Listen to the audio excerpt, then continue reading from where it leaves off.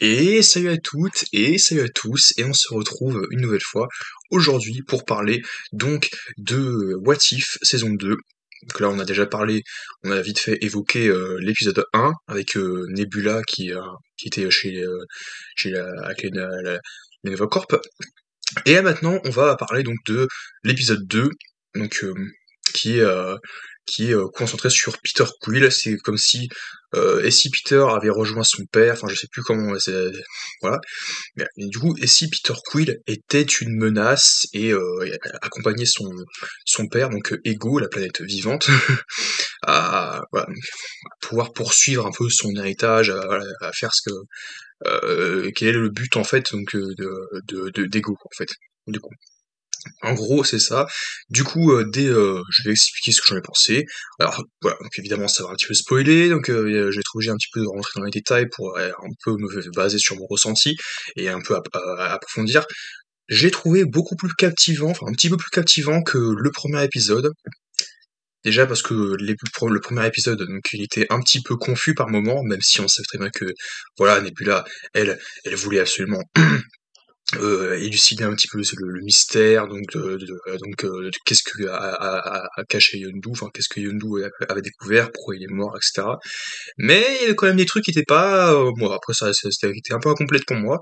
En revanche là dans cet épisode 2, j'ai passé un très bon moment et voilà, là-dessus, je l'ai pas senti passer. Voilà, ouais, quand même, ça allait plus ou moins vite. Et effectivement, on a un nouveau rassemblement donc de héros, donc de héros de Marvel, qui ne sont pas croisés. D'autres oui, mais ouais, il me semble. Mais voilà, qui peuvent interagir tous ensemble. J'ai beaucoup aimé la chimie qu'il y avait entre ces personnages.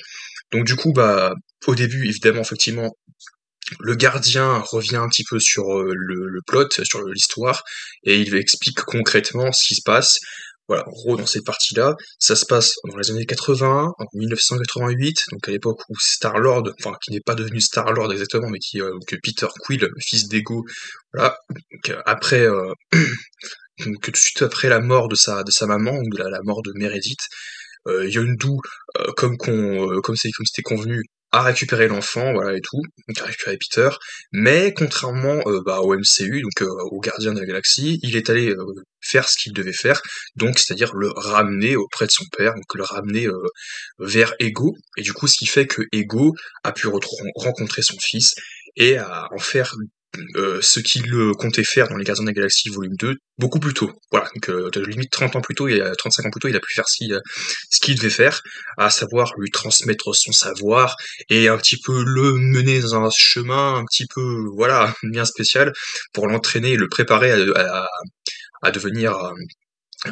son égal en fait et tout pour pouvoir prendre la vie, voilà, tuer la vie et devenir une espèce dominante qui peut simplement avec la suite, avec le savoir et les capacités, créer la vie comme les célestes quoi. Ils peuvent créer donc des galaxies, créer des sphères, créer leur propre planète à leur image, donc exactement comme Ego dans les Gardiens des Galaxies, il avait créé il y a longtemps une planète à lui et voilà, donc c'est exactement ce qu'il comptait faire et finalement c'est chose faite.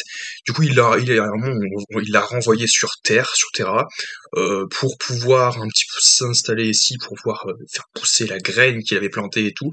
Et évidemment aussi pour c'est ce qui va s'en suivre.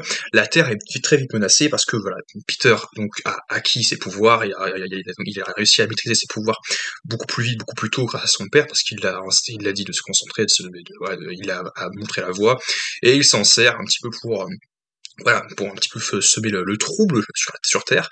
Et de ce fait, le Shield, du coup, rassemble une équipe d'Avengers ou de guerrières de toutes sortes, bien diversifiées, de toutes sortes d'horizons, pour pouvoir se réunir, s'assembler, et d'abord arrêter Peter, puis arrêter son père Ego. Voilà, en gros c'est ça et tout. Et j'ai trouvé ça très cool parce que c'est une certaine dynamique, ça va très vite. On développe les personnages, il y a des personnages effectivement qui croisent la route de d'autres, alors que ce qui devrait être le cas bien plus tard dans l'univers, en fait, du moins par rapport à ce qui s'est passé dans le MCU. Voilà, par exemple, t'as Peter qui rencontre Hope Van Dyne, puisque tu as Hope Van Dyne. Je l'ai pas reconnu tout de suite et j'ai fait attends, ah mais si c'est sûrement Hope et Hank Pym. Voilà, donc au moment où on les avait vus, donc du coup Howard Stark, vu que pour rappel ça se passe en 88 à l'époque où du coup Peter Quill est enfant et tout. Du coup, tu as encore Peggy Carter, Howard Stark, voilà, donc du coup, voilà, donc tu as Hank Pym qui revient auprès du Shield cette fois-ci pour pouvoir les aider, là, apporter sa contribution, apporter main forte pour arrêter Quill. Et tu as au milieu de tout ça, tu as qui donc dans toute l'équipe que j'ai beaucoup aimé, t'as un Ant-Man donc qui est Hank Pym, t'as Black Panther, donc là c'est T'Chaka, ils n'ont pas T'Challa parce que je crois qu'ils ont dit T'Challa. C'est pas T'Challa parce que à cette époque-là, T'Challa est un enfant aussi lui aussi. Donc voilà, lui aussi il est jeune, vu on est dans les années 80, donc forcément il est tout petit là. Donc c'est T'Chaka qui est en Black Panther. Tu as aussi Thor au milieu de tout ça, Marvel, ouais, tout qui est là. Euh, et qui d'autre avons-nous On a au milieu de tout ça, alors je l'ai pas reconnu tout de suite, mais on a Giant Man. Et moi j'étais comme ça, je me suis dit, et Giant Man, c'est surtout en plus que c'est Pym qui le dit, et c'est Ant-Man, il dit alors je viens avec en Giant Man. Mais Giant Man c'est toi, parce qu'à un moment tu deviens très grand, tu es Ant-Man et Giant Man. Et en fait effectivement non, il y en a un autre qui a un autre costume de particules, et je l'ai pas reconnu tout de suite, enfin en même temps c'est un dessin animé, donc je veux dire que c'est pas vraiment connu. Et en plus c'est une version plus jeune, parce qu'on avait vu la version plus âgée, avec comme c'est la version jeune, donc c'est pas tout à fait la même chose. Le nom du personnage, donc je vais oublier son nom, mais c'était celui qui était incarné par Lawrence Fishburne dans Ant-Man et la Guêpe. Et d'ailleurs, en plus, il rencontre Scott plus tard, oui, voilà, pareil, et il lui dit ah waouh, mon record c'était genre 18 mètres et tout. Voilà. Je l'avais pas reconnu tout de suite. Je me dis mais c'est qui pendant 2 minutes, j'ai fait c'est qui celui-là? Ah ok, oh, bref, ce que j'ai c'est peut-être parce que j'ai oublié Ant-Man et la Guêpe, je sais pas. Oui, j'ai oublié ces personnages du coup. Voilà. Mais c'est bien lui, il est dans l'équipe aussi, et tu as aussi Bucky Barnes. D'ailleurs, en plus, ils l'appellent tous Soda d'hiver. Eh, Soda d'hiver. Vous m'appelez pas comme ça, en fait. Appelez-le Barnes ou Bucky. Bref, c'est un détail. Mais toujours est-il que j'ai beaucoup aimé la dynamique, j'ai beaucoup aimé ça. Donc finalement, Ego réalise que Peter s'est écarté de son chemin, de sa mission entre guillemets, enfin même si voilà, et du coup il ne sert plus trop ses intérêts.